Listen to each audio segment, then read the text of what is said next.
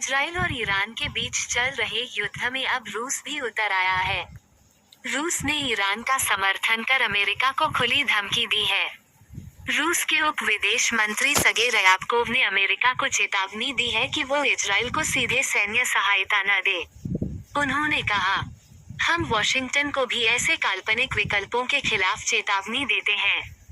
यह ऐसा कदम होगा जो मौजूदा स्थिति को पूरी तरह से अस्थिर कर देगा। वहीं, रूस ने कहा कि अमेरिका का ये कदम बेहद खतरनाक साबित होगा। रूसी विदेश मंत्रालय की प्रवक्ता मारिया ज़खारोवा ने कहा कि ईरानी परमाणु ढांचे पर इजराइल के हमलों का मतलब है कि दुनिया विनाश से बस कुछ कदम दूर है। दूसरी ओर, रूसी राष्ट्रपति व्लादिमीर पुतिन ने 19 जून को इस संभावना पर चर्चा करने से इनकार कर दिया कि इजराइल और अमेरिका ईरानी सर्वोच्च नेता अयातुल्ला अली खामेनेई को मार देंगे। उन्होंने कहा कि ईरानी लोग तेहरान में उनके नेतृत्व के इर्द गिर्द एकजुट हो रहे हैं। गौरतलब है कि अमेरिकी राष्ट्रपति डोनाल्ड ट्रंप ने मंगलवार को कहा था कि अमेरिका जानता है कि खामेनेई कहां छिपे हैं, लेकिन वाशिंगटन अभी उन्हें मारने नहीं जा रहा है। रूसी राष्ट्रपति व्लादिमीर पुतिन से पूछा गया कि अगर इजराइल अमेरिका की मदद से खामेनेई को मार देता है तो उनकी क्या प्रतिक्रिया होगी। इस पर उन्होंने कहा, मैं इस संभावना और अटकलों के बारे में बात भी नहीं करना चाहता।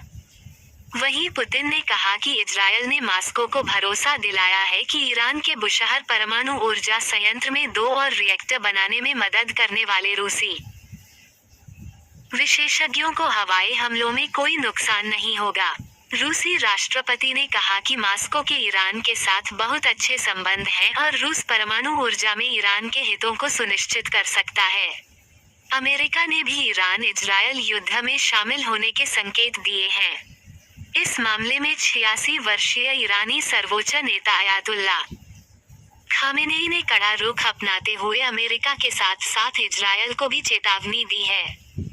ईरानी सरकारी मीडिया के मुताबिक खामेनेई ने साफ शब्दों में कहा है कि अगर अमेरिका ने सैन्य हस्तक्षेप किया तो इसके परिणाम बहुत बुरे होंगे।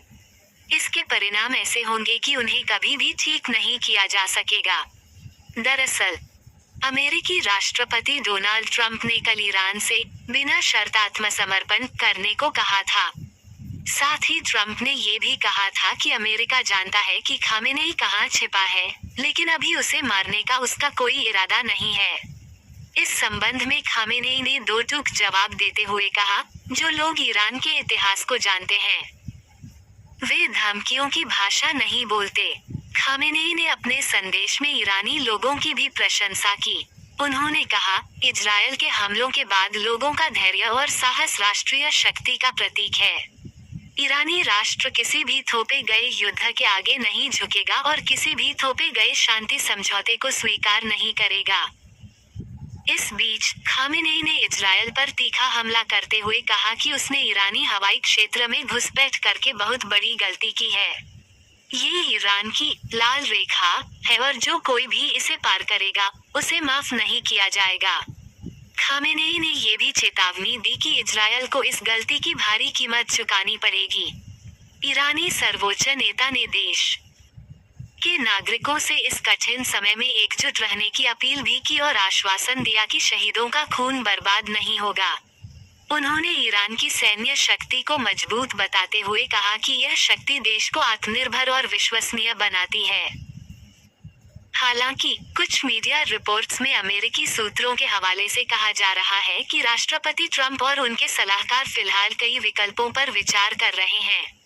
इन विकल्पों में इजरायल के साथ मिलकर ईरानी परमाणु सुविधाओं पर हमला करना भी शामिल है। हालांकि, इस पर फिलहाल कोई अंतिम फैसला नहीं लिया गया है। ईरान के विदेश मंत्री अली बहरीनी ने भी चेतावनी दी है कि यदि अमेरिका सीधे हमले में शामिल होता है तो ईरान जवाबी कार्रवाई करेगा।